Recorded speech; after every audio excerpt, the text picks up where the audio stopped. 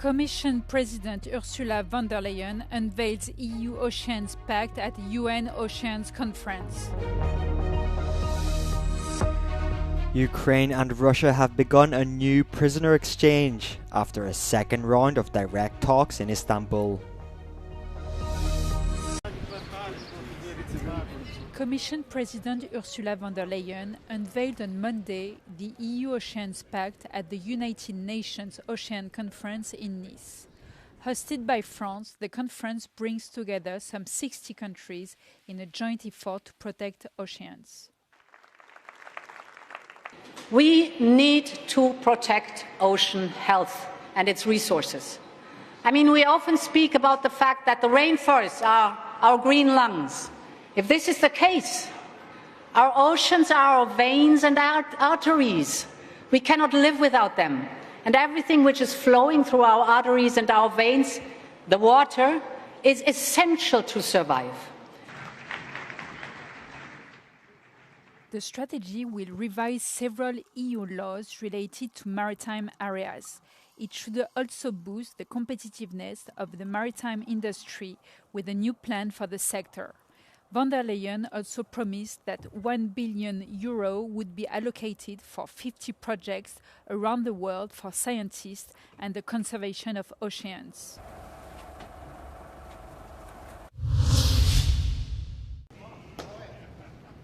NATO chief Mark Rutte has called for a quantum leap in defense spending in response to mounting global threats, particularly from Russia.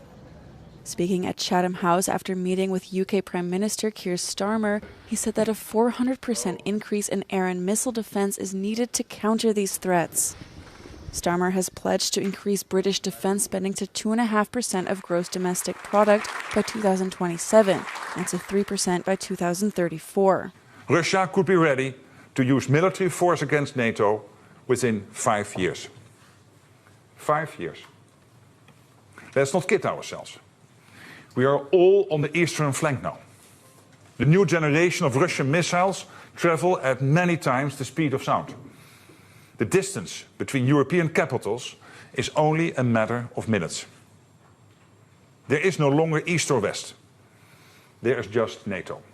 Rutte has proposed a target of 3.5% of economic output on military spending and another 1.5% on defence-related expenditures such as roads, bridges, airfields and seaports.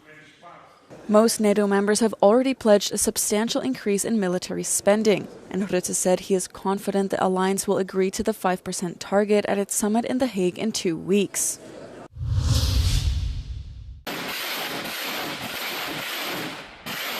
Ukraine's Air Force says Russia launched 479 drones at Ukraine overnight, in what was the biggest bombardment of the war so far. Around 20 missiles were also fired, targeting mainly central and western areas of the country. Ukraine reportedly neutralized 277 drones and 19 missiles in mid-flight, claiming that only 10 drones or missiles hit their target. Officials said one person was injured.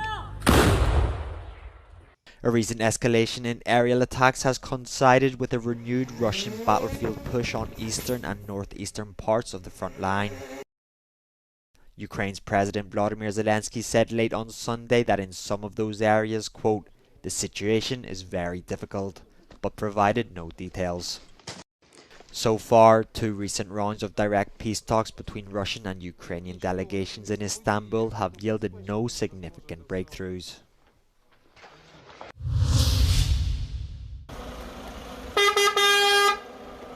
Ukraine and Russia have started a new prisoner exchange following an agreement reached at the second round of direct talks in Istanbul last Monday.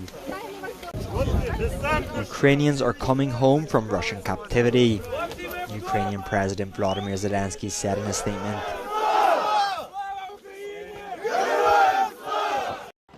Kiev and Moscow agreed that the exchange would include young soldiers under 25 years old and those severely ill. Russia's defense ministry confirmed the return of the first group of Russian POWs on Monday. Among those returning to Ukraine are the defenders of Mariupol, who have spent over 3 years in Russian captivity.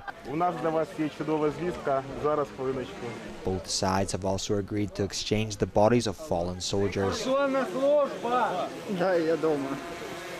Kyiv says it has brought back over 5,000 prisoners of war in a series of exchanges since March, and that it continues to offer Russia an all-for-all swap.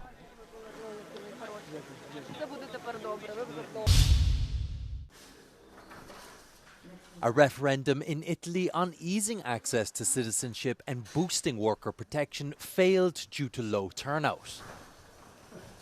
To be valid, the vote required participation from at least 50% plus one of eligible voters. However, Italian authorities said slightly less than 30% of eligible voters had cast their ballots at the end of 2 days of voting. One ballot question asked voters whether the residency requirement for Italian citizenship should be cut from 10 to 5 years. The remaining 4 questions addressed recent reforms on labour rights and protections. The proposals came from Italy's unions and left-wing opposition parties. But the ruling coalition opposed the measures, with some politicians urging voters to stay away and sink the turnout below the quorum threshold. Italian Prime Minister Giorgia Meloni went to the polling station but deliberately left without voting.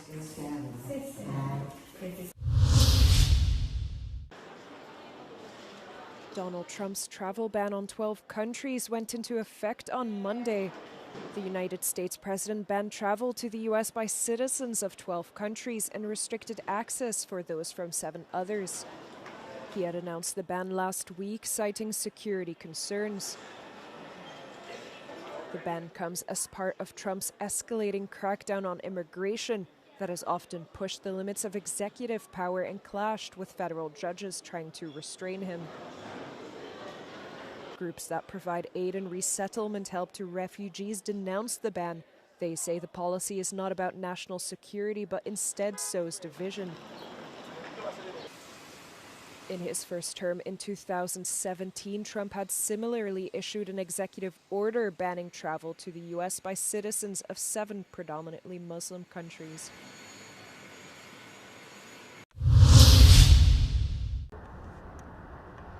Iran claims to have obtained information on Israel's nuclear program. The country's intelligence minister, Esmail Khatib, said the documents were retrieved through infiltration and access to sources, but did not provide any evidence. اسناد کامل هسته‌ای به دست اومده و منتقل شده و اسناد دیگری در رابطه با ارتباط با آمریکا، اروپا، کشورهای دیگه و اسناد اطلاعاتی که موجب قدرتمندی آفندی کشور میشه در اینا هست. اسناد انشالله به زودی منتشر میکنه. The announcement comes days before the UN's nuclear watchdog prepares to meet. Iran is expected to face renewed diplomatic pressure over its failure to clarify long-standing questions about its nuclear activity.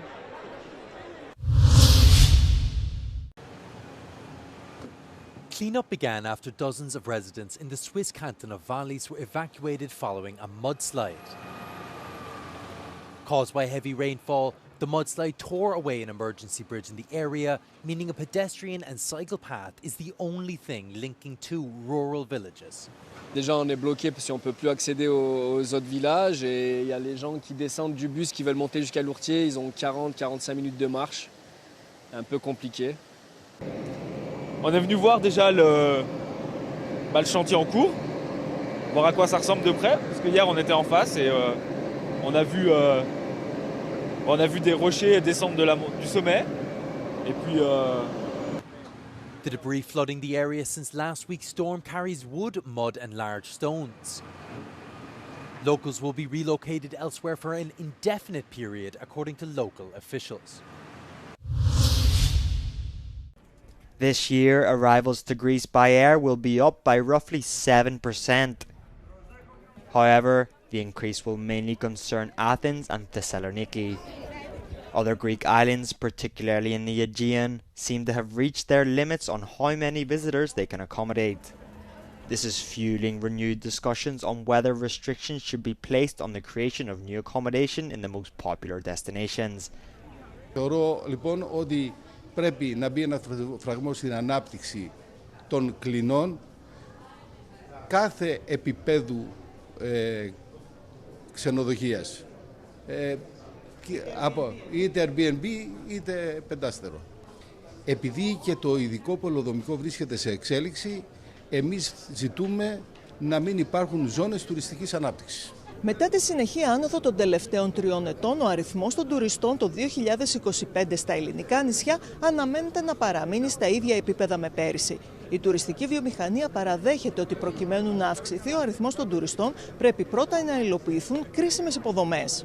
Ίδρυυση, αποχέτευση, κυκλοφοριακό, το οποίο είναι ένα μεγάλο πρόβλημα στο νησί, η κατάσταση των δρόμων και η κίνηση που αντιμετωπίζουν, τα πάρκινγκ που δεν υπάρχουν. Κάποιοι από αυτά έχουν εύκολες λύσεις που συζητιούνται και εμείς τις προτείνουμε μαζί με την τοπική αυτοδιοίκηση. Κάποιες θέλουν χρόνο. Οτιδήποτε όμως κάνει σε δημόσια διοίκηση υποδομές, γνωρίζουμε ότι δεν είναι μια απόφαση που την παίρνει σήμερα και ξεκινάει αύριο. Greek hoteliers argue that the term over-tourism is being used to cover up chronic pathologies of the state, which has failed to ensure that the Greek islands have the necessary infrastructure to support visitors. Η Σαντορίνη και η Μύκονο δεν έχει αυτόν τον κωδικό, δεν έχει καμία επένδυση σε υποδομή. Δεν μπορούμε να μιλάμε για στρατηγικό σχεδιασμό και κορονίδες του ελληνικού τουρισμού και να μην έχουν τις υποχρεωτικές υποδομές. Ένα νέο λιμάνι είναι υποχρεωτική υποδομή και δεν υπάρχει περιθώριο σκέψης γι' αυτό. Hoteliers have asked that the €500 million per year in fees paid by visitors be allocated to projects that allow quality and sustainable tourism.